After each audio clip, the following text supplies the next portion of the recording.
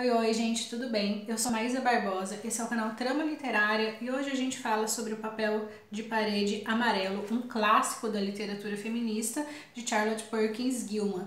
Essa aqui é pela editora José Olímpio e ele tem introdução da Márcia Tiburi e tem um pós-fácil bastante esclarecedor, bem importante, da Elaine Regis, que ajuda muito a gente a entender a obra. Então a gente lê o conto e depois vai lendo o pós-fácil da Eliane Regis, vai entendendo um pouco da política sexual daquele momento, dos papéis sociais de gênero, dessa assimetria de gênero ali no final do século XIX. Sua autora, Charlotte Perkins Gilman, foi uma mulher muito à frente do seu tempo. Ela foi muito envolvida com o sufrágio, por exemplo. Então, ali no final do século XIX, estavam começando a acontecer as primeiras movimentações ali para a chamada primeira onda feminista, ou sufrágio feminista, e a Charlotte foi uma grande participadora desses movimentos. Em sua vida pessoal também ela foi muito transgressora.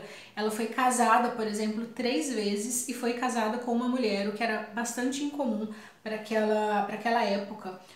Charlotte foi romancista, poeta, editora e ela foi então muito ativa no movimento feminino, nesse movimento feminista ali, nessa primeira onda do movimento feminista. Então o Papel de Parede Amarela ele tem essa história de negativa dos editores para sua publicação e depois também que ele foi publicado ele foi meio que relegado ao esquecimento durante várias décadas ali. E aí a crítica feminista vem e faz um resgate dessa obra. Aliás, esse é um dos papéis da crítica feminista, é resgatar essas mulheres, essas escritoras, essas personalidades que em sua época não tiveram a devida valorização. O conto ele é narrado em primeira pessoa, há uma narradora protagonista que conta a história, então, a partir de sua perspectiva, e ela vai, a partir da sua fala, denunciando e revelando uma série de problemáticas no funcionamento do seu casamento ali. A narrativa começa quando ela conta para o seu marido que ela está doente, ela fala que está doente, relata uma série de sintomas, de dores, de fraquezas, e ela conta para o seu marido e seu marido banaliza todos os seus sentimentos, todas as suas queixas. Inclusive ele ridiculariza ela em vários momentos, ridiculariza para os outros, inclusive, e a narradora fala, de modo irônico, mas isso é de se esperar em um casamento. Quando ela conta então para o seu marido que ele não valoriza, ele não dá importância para os seus sintomas, ela começa a revelar ali uma série de queixas em relação a esse casamento. Seu marido é médico, ele acredita que ela está com uma depressão passageira, que é só ela mudar de ares que a situação dela vai mudar. Então ele a leva para uma espécie de mansão colonial na qual ela fica quase que aprisionada ali. Ela recebe do marido um tratamento muito infantilizado, então ele coloca a irmã dele para cuidar dela e ela fica quase que sozinha ali no quarto. Então é uma leitura muito incômoda, por mais que seja uma leitura muito acessível em termos de linguagem, a gente consegue ler muito rapidamente, ela é uma leitura que deixa a gente muito desconfortável, porque essa narradora protagonista fica presa ali no seu espaço, fica cerceada no espaço daquele quarto, quase que a narrativa inteira. Então o leitor ele vai se sentindo também meio que aprisionado, meio que enclausurado, conforme a narradora vai contando a sua história. Conforme ela vai passando ali muito tempo naquele quarto e cada vez o marido a limita mais, quanto mais ela se queixa, mais o marido a cerceia, a impede inclusive de escrever. Ela escreve muito, ela gosta muito de escrever, mas o seu marido julga que a escrita faz mal. Então conforme ela vai contando o modo como o marido cerceia, a gente vai percebendo uma crítica ali em relação ao patriarcado. A gente percebe uma coisa bastante interessante, o marido dela ele não é violento, ele não a xinga, ele não a ofende, ele não a agride fisicamente, mas a gente vai percebendo muito a força do patriarcado travestida de cuidado ali. Então o marido dela vai limitando e vai impedindo ela de tomar decisões, vai impedindo ela de dizer o que ela quer, o que ela não quer, o que é bom para ela e o que não é.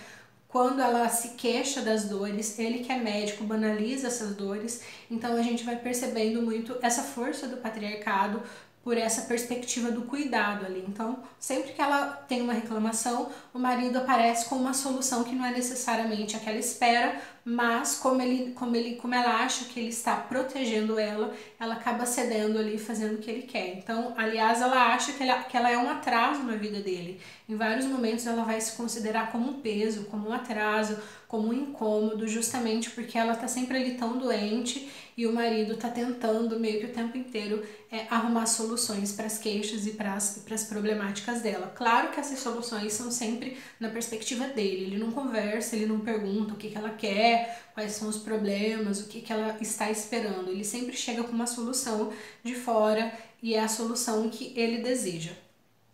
Então, em determinado momento, ela fica presa ali naquele quarto de tal forma que ela não tem mais com quem conversar e não tem pessoas com quem compartilhar as suas queixas. E de tão presa que ela fica, ela começa a reparar no papel de parede, que é um papel de parede amarelo e com vários desenhos ali, com várias formas geométricas.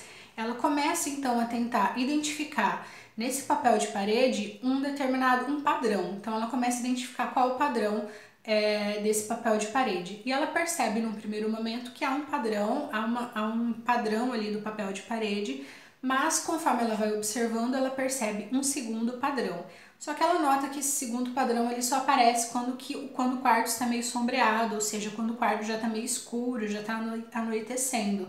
Então ela vai fazendo um contraponto ali. Há um primeiro padrão aparente, mais forte, mais visível, mas há um segundo padrão ali naquele papel de parede mais fraco, perceptível e que ele atua sempre meio que nas sombras ali. Quando o outro padrão não está tão forte, a gente consegue perceber esse segundo padrão de forma mais clara. Então ela vai fazendo uma crítica ali, ela faz uma metáfora em relação à situação do homem e em relação à situação da mulher. É como se esse segundo padrão estivesse abaixo do primeiro e esse segundo padrão estivesse tentando sempre se libertar. De tanto observar esse papel de parede, ela começa a notar uma forma, como se fosse uma forma de mulher ali. Em determinado momento ela não sabe se é uma mulher, se são várias mulheres, mas uma certeza ela tem. Essa mulher ou essas mulheres estão tentando se libertar daquele aprisionamento ali, estão tentando se libertar desse primeiro padrão, que é mais forte, que é mais perceptível, que domina de certa forma esse segundo padrão.